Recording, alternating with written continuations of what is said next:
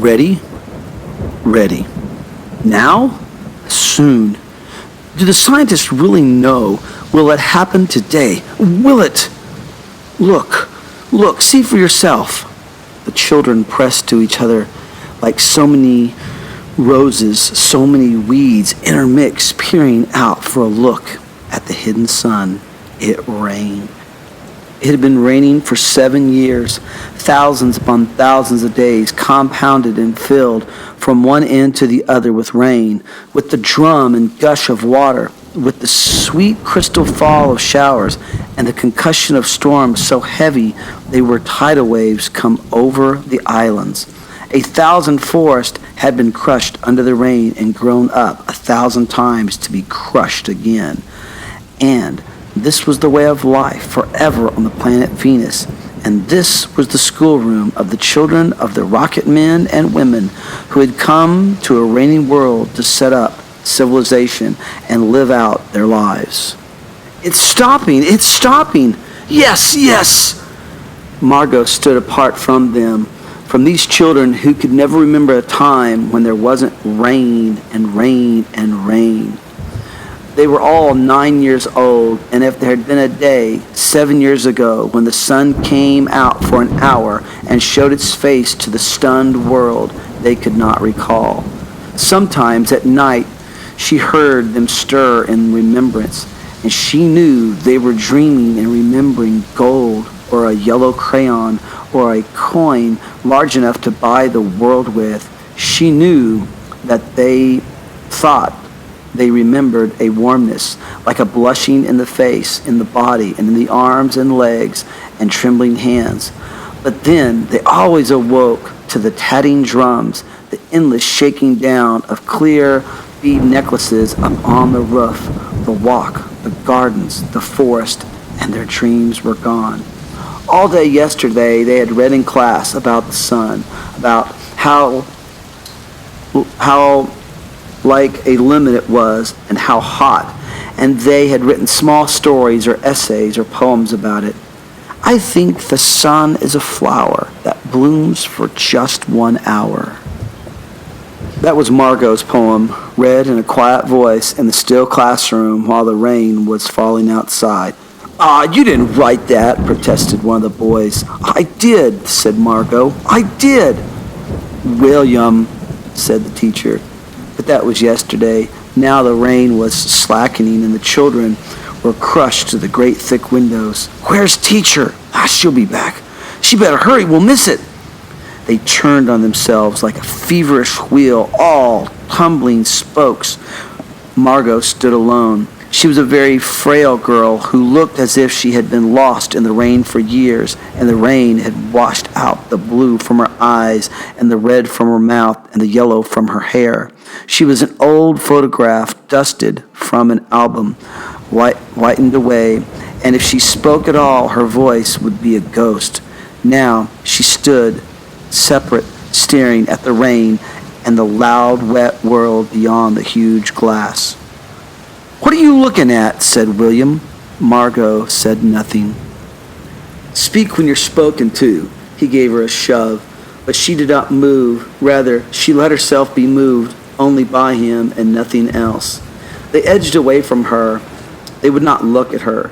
She felt them go away, and this was because she would play no games with them in the echoing tunnels of the underground city. If they tagged her and ran, she stood blinking after them and did not follow. When the class song sung about happiness and life and games, her lips barely moved. Only when they sang about the sun and the summer did her lips move as she watched the drenched windows.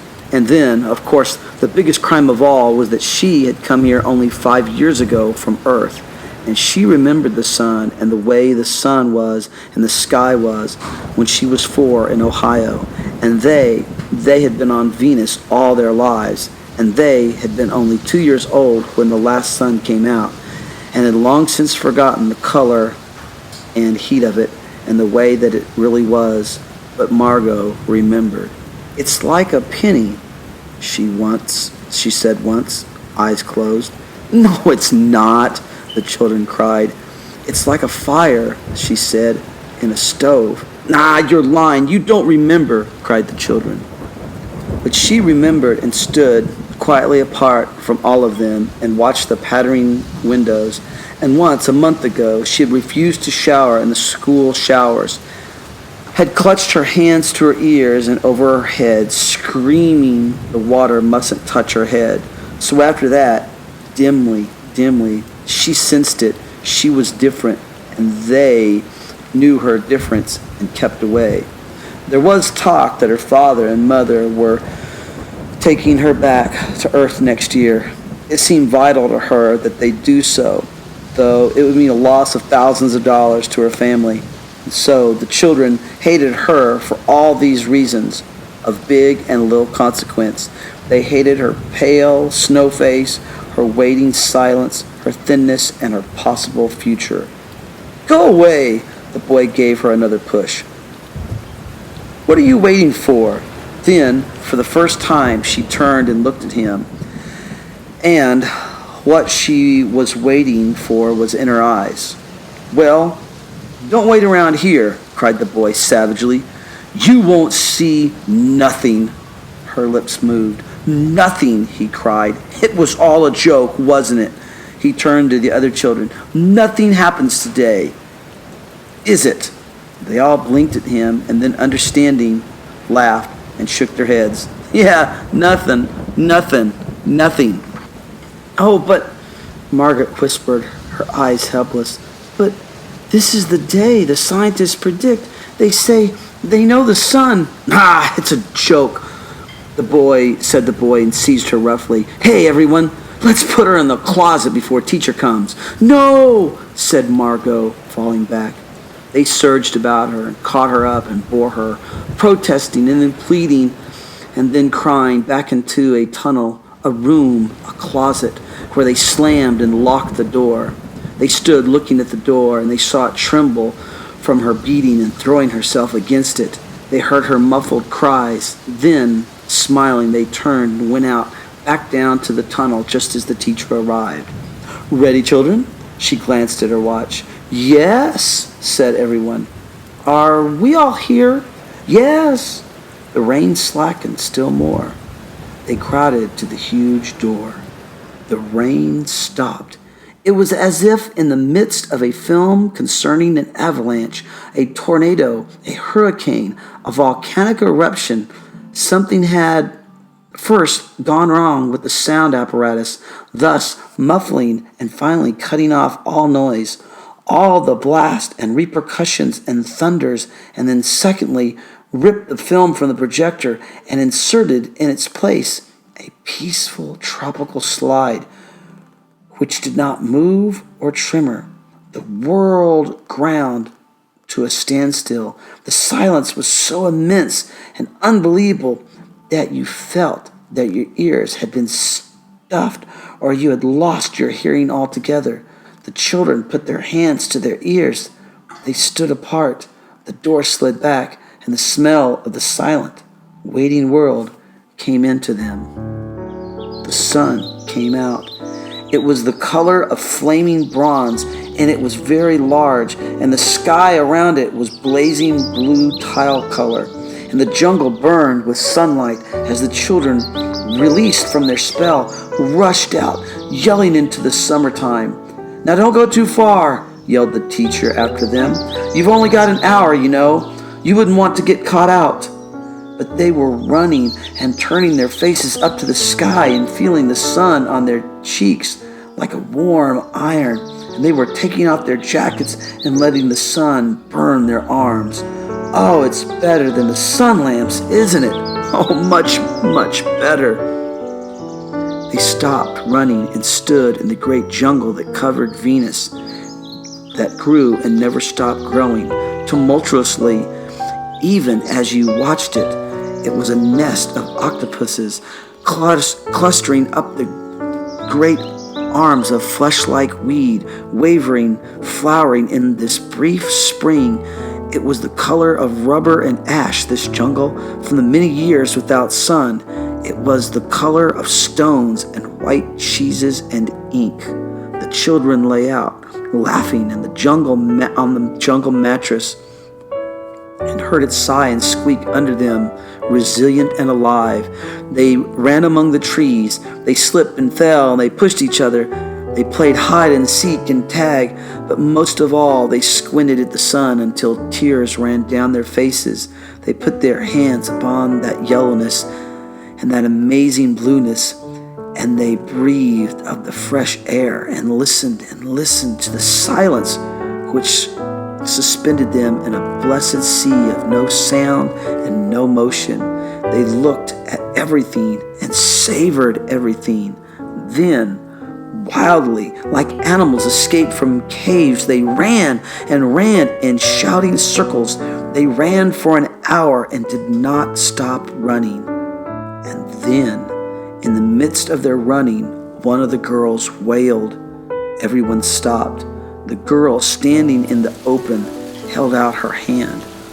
"Oh, look," she said, trembling.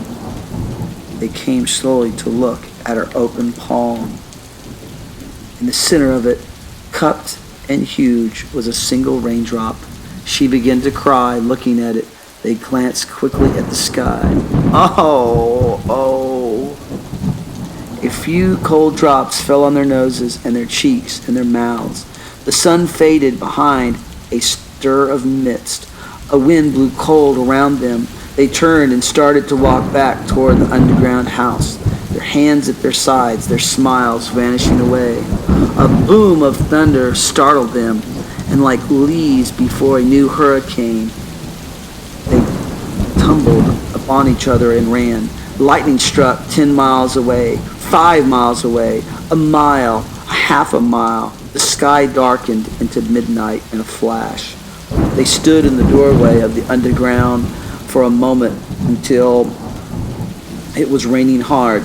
Then they closed the door and heard the gigantic sound of rain falling in tons and in avalanches everywhere and forever. Will it be 7 more years? Yes, 7. Then one of them gave a little cry. "Margot!" "What?" "She's still in the closet where we locked her. Margot!" They stood as if someone had driven them like so many stakes into the floor. They looked at each other and then looked away. They glanced out at the world that was raining now, and raining steadily. They could not meet each other's glances. Their faces were solemn and pale. They looked at their hands and feet, their faces down. "Margot!" One of the girls said, "Well?" No one moved. "Go on," whispered the girl. They walked slowly down the hall in the sound of cold rain. They turned through the doorway to the room, in the sound of the storm and thunder and lightning on all their faces, blue and terrible. They walked over to the closet door slowly and stood by it. Behind the closet door was only silence. They unlocked the door even more slowly and let Margot out.